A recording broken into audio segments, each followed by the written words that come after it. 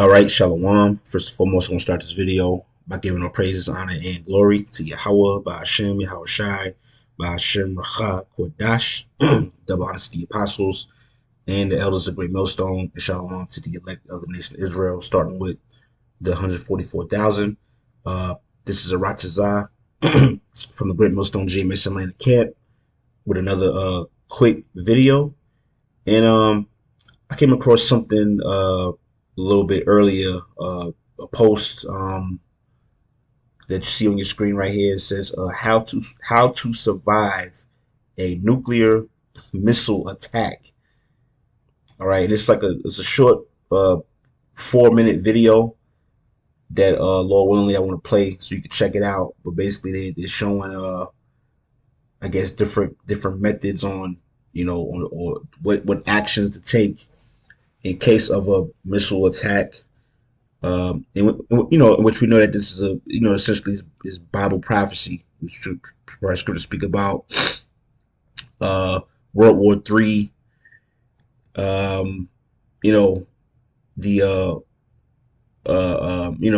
certain war being fought in these latter days, which is all happening in real time. Pursuant to Joel, the 3rd chapter, all the nations are being gathered together in the Valley of Jehoshaphat. All right, we see the tension building up, and it's going to lead to war. All right, and the ultimate target, okay, when it's all said and done, is essentially going to be America, which is Babylon the Great. And according to the scriptures, all right, which I have a couple up on my tabs, but the Spirit permit, I'll try to grab some other ones. But according to the scriptures, the only individuals that are going to make it out of America are the elect of the nation of Israel. All right, which the nation of Israel is your so-called Negroes, blacks, Hispanics, and Native Americans. And there's a particular chosen or remnant out of those tribes that are slated for salvation. All right, that are not going to taste of the second death. All right, but the 2/3, which is essentially the vast majority, are all going to die here. And you got the other nations. All right, so anybody who's in America when those missiles drop and you're not a part of the elect is 100% guaranteed that person's going to perish. Okay, so the only way you're going to survive a missile attack is if you're part of the elect, or if you're in another country. Okay, and the Lord got it to where that particular country doesn't get hit with nukes, because there's going to be missile fire, everywhere. All right, you got America. America has their missiles, which they'll launch, back.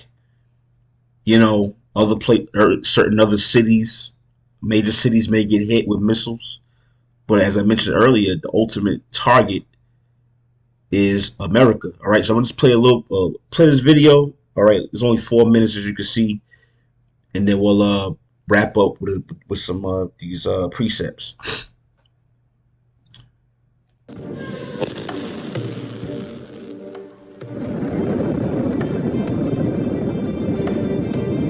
Nuclear threats have been rising globally. Now the button has been pushed, and within minutes, your city will be struck by a projectile that could kill millions of people. Even if you survive the initial blast, the dangers to your life could last days, weeks, or possibly years after the event. You have minutes to make the right decision, and we're here to help. Here's how to survive a nuclear missile attack. To pack their explosive punch, atomic bombs require nuclear fission. Hydrogen bombs, on the other hand, rely on nuclear fusion. And if you think witnessing these killer combos in action is something that you'd only see in an apocalyptic movie, think again. The world has approximately 13,000 of these weapons of mass destruction, 90% of which are owned by Russia and the US. Where's the best place to safely hide out? What body position would protect you from the explosion? And why shouldn't you condition your hair after the blast? I want to pause it real quick on that part. We said that 90% of the weapons, he said there was over 13,000 weapons of mass destruction. He said over 90% of that is owned by America as well as Russia, which is, hey, that's right on with the prophecy.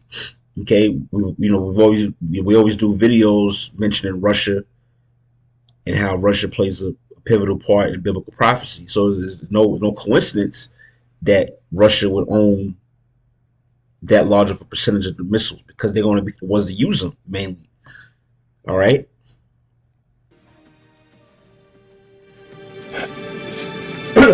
Step 1. Get as far away as you can. The effects of a nuclear bomb can be devastating, but the key is distance. If a 140 kiloton device were to explode, the initial fireball radius would be about 400 meters. This would contain the highest concentrated level of radiation, which would then spread over 3 squared kilometers. The mortality rate in this area would reach 90%. The higher you go, the worse the effects would be. The air blast radius would be about 44 square kilometers. This zone will be characterized by the massive destruction of buildings.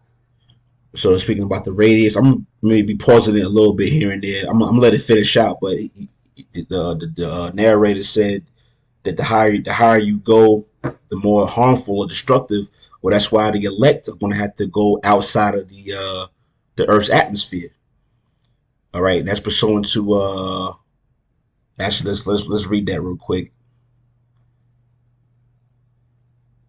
Is that Revelations?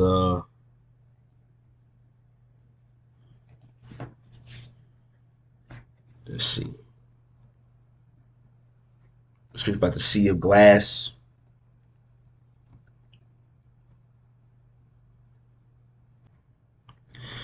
All right, so this is Revelations chapter 15, uh, starting at verse 1.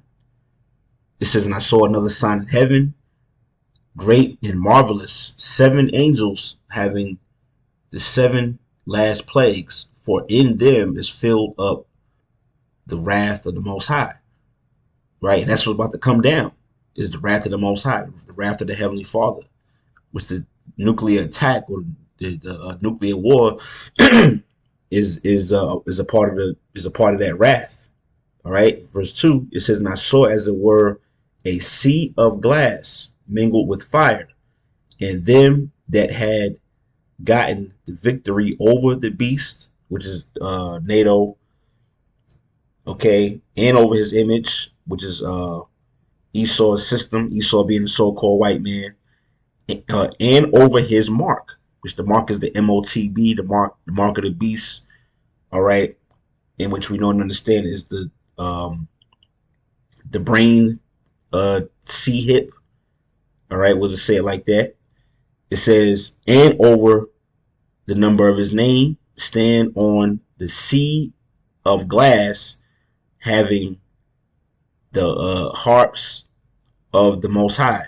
So what that represents is basically the elect after the great deliverance via the so-called UFO.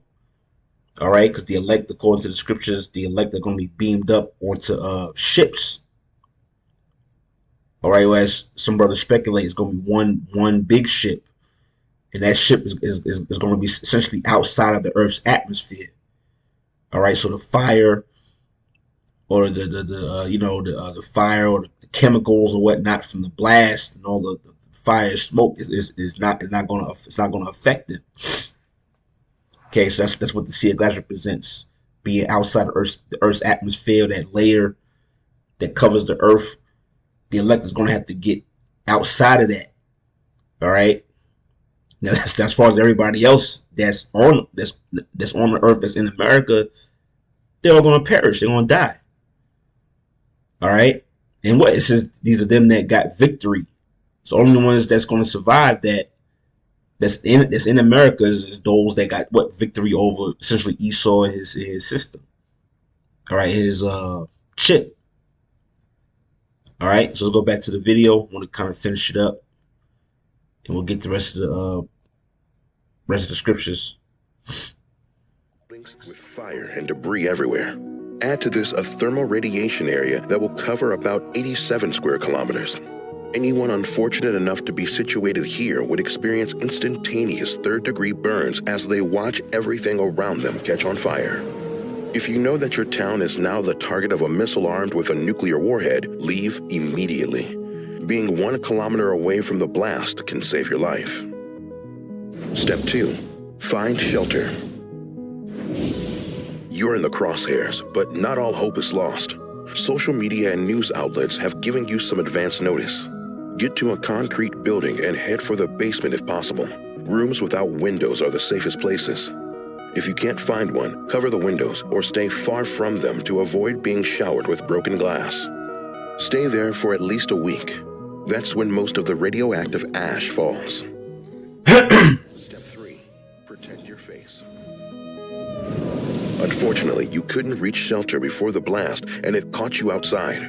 Drop down to the ground immediately with your hands tucked under your body. In this position, your face can be somewhat protected from the massive wall of heat and debris. And no matter how far away you are, never stare directly at the explosion. The flash can temporarily blind you. Step 4. Take a shower. After the explosion, you'll need to get rid of your clothes and shower as soon as you can to get rid of any radioactive material you may have on you.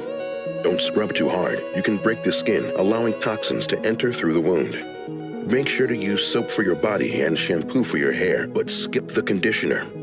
It contains cationic surfactants that will trap radioactive particles in your hair. Step 5. Get to a radio. The post-missile aftermath will be horrific, with burning rubble, debris, and charred bodies everywhere. You won't have any electricity or internet thanks to the nuke's electromagnetic pulse wave, so a radio will be your best bet for hearing updates from emergency response workers. Your first instinct might be to go to check on your family and loved ones, but you need to follow their directions.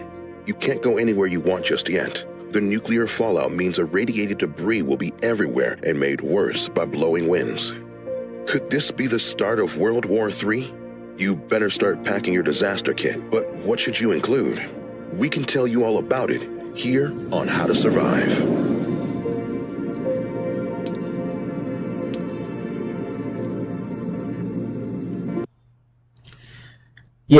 So that's the video I came across. They brought out some tips for people to use, which is essentially not going to work, man. All right, it's essentially not going to work because we understand what the scriptures say. All right, we understand the prophecies.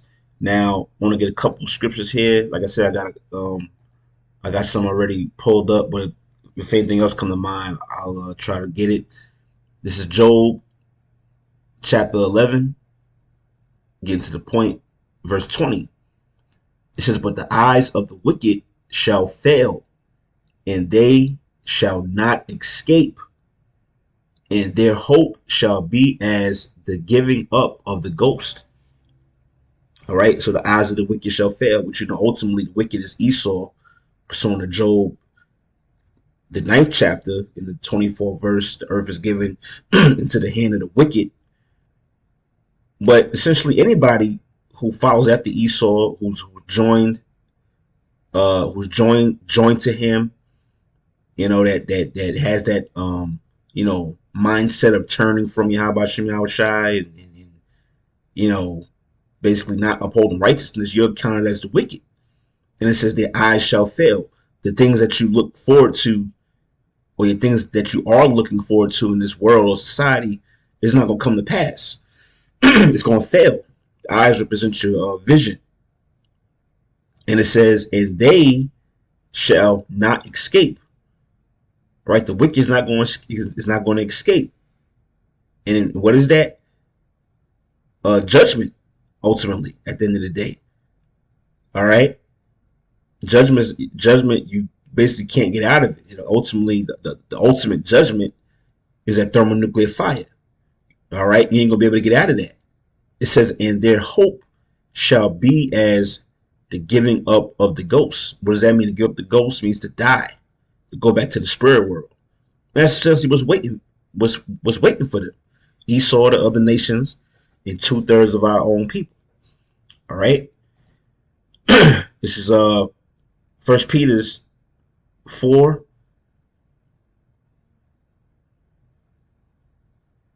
and actually I started at verse 17. All right, First Peter's 4:17. For the time has come that judgment must begin at the house of God, or the Heavenly Father. The house of the Most High represents those of us that's of the circumcision, that understand and know this truth.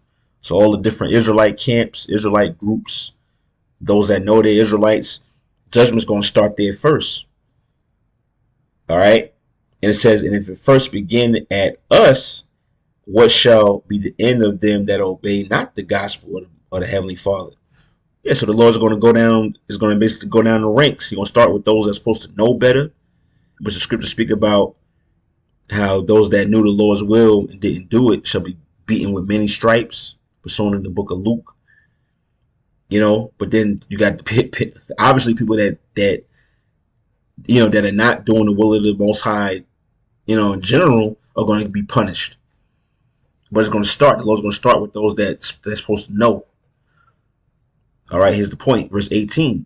And if the righteous scarcely be saved, where shall the ungodly and the sinner appear? The word scarcely means almost not.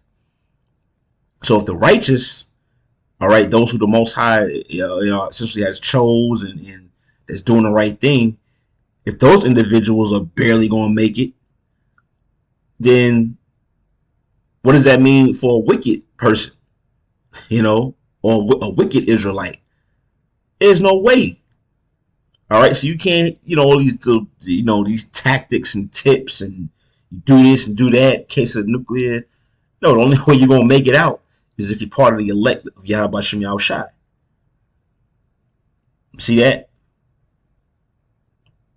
Then I finish it off. It says, verse 19 is, wherefore let them that suffer according to the will of the Most High commit the keeping of their souls to him in well doing, as unto a faithful creator. That's what we have to continue to do. Continue to do or try to do is to commit our souls to Yahweh Shem Yahushai and what? In well doing. All right? Just keep doing things that's right. Pray, fast, have a positive attitude, positive mindset, be brotherly, do the work, and just endure to the end. So where the Most High save us out of this coming destruction. But the others, they're basically doomed. All right, this is Isaiah. All right, Isaiah 13 and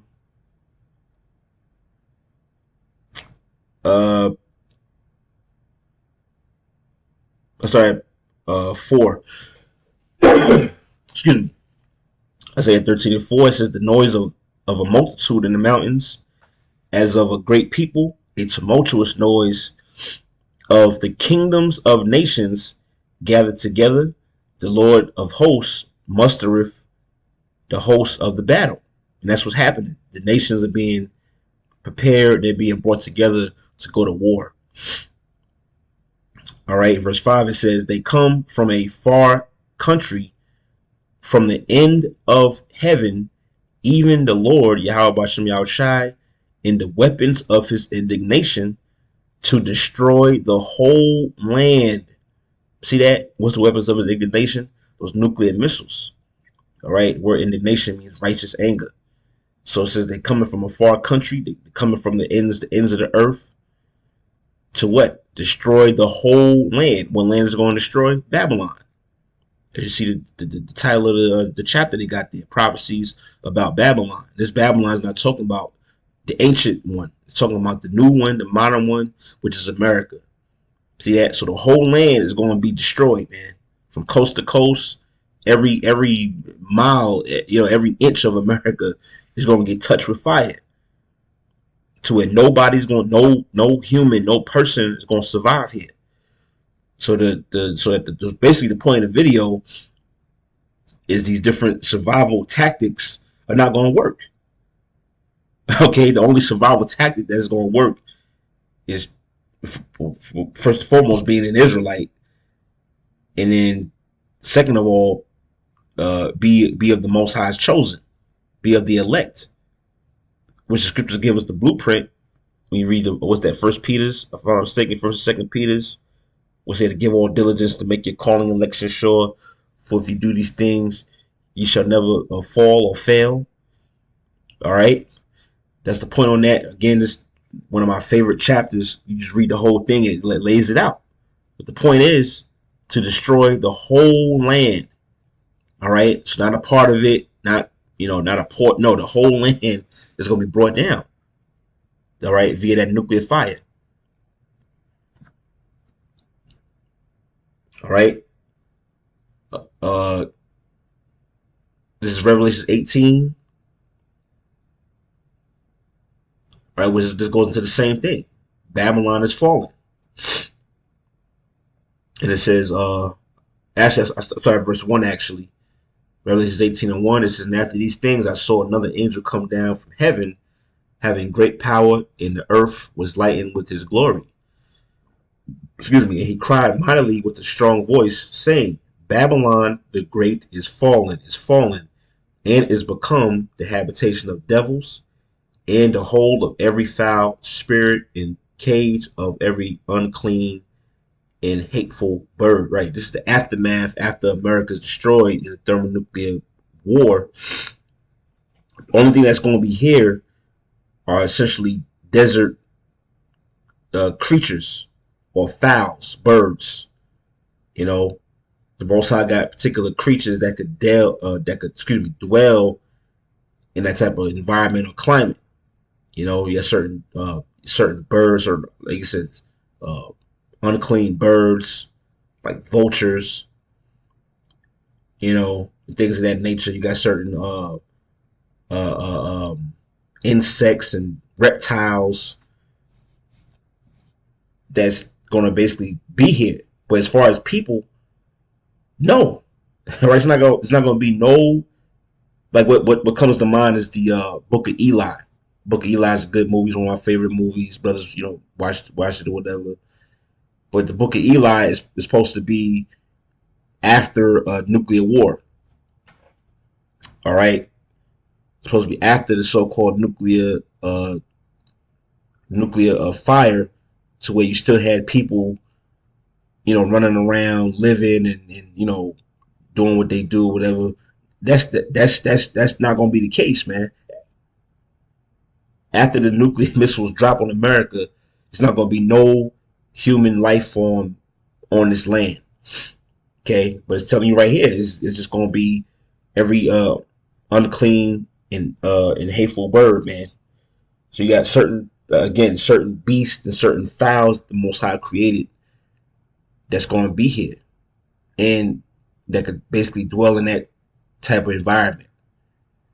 All right. It says, for all nations have drunk of the wine of the wrath of her fornication, and the kings of the earth have committed fornication with her, and the merchants of the earth are waxed rich through the abundance of her delicacies. Yeah, so the other nations around the world essentially partook in America's wickedness. They partook in her philosophy, which is the wine. They cut certain deals. They basically got in bed with the whore. And it basically caused them to quote unquote stagger, so to speak. They be drunk. Here's here's another point here, verse 4. All right, going back to what I mentioned earlier about the sea of glass and the elect being outside of the earth's, basically being up in the firmament. This is verse 4. It says, and I heard another voice from heaven saying, come out of her, my people, that ye be not partakers of her sins, and that ye receive not of her plagues. For her sins reached unto heaven, and the Most High have remembered her iniquities. See that? So what does it mean to come out of her, my people? That's talking about the elect essentially being beamed up into the ship. All right, the so-called UFO, as the scriptures call them, the chariots. All right, so there's going to be a voice that we, of course, hopeful we will of the hopeful elect. We're going to hear a voice tell us to come up. And next thing you know, the elect amongst the nation of Israel, the 144,000 and the 1/3 are going to be saved in the midst of that fire. They're going to be beamed up. All right. And basically not going to partake in the sins of Babylon the Great or the plagues, which is the thermonuclear fire. All right. Now for everybody else, they hey, that's pretty much it. All right, they're gonna perish. It really goes on and on. I just want to hit those two verses there. Um, I mean, yeah, that's pretty much the main point, man. I didn't want the video to run too long. There's a bunch of nuclear fire scriptures to get on that topic, but yeah, there you go. And then another scripture just came to mind off top of the head. The scripture says, "It's a fearful thing to fall into the hands of the living power." All right, and this is one of the ways. Again, this is the Lord's righteous anger, righteous indignation. This is one of His plagues, man. This is part of His wrath that a lot of people are not going to get out of, man. It's a trap, all right, that the Most High is laying out. And he's building it up via these nations, making these weapons, creating these missiles, all to lead up to this ultimate prophecy coming to pass, man. There's no survival tactic. There's no, some type of procedure you can follow that's going to somehow allow you to escape the nukes if you're in America. No. The only way you're going to make it out is if you're the elect of the nation of Israel. Okay? So, yeah, that was the point on that. Lord willing, this was an edifying video. So I want to play that video real quick, do a response to it. Giving our praises, honor and glory to Yahweh B'Shem Yahushai, B'Shem Rachakudash. And Lord willing, to the next video, we're going to say Shalom.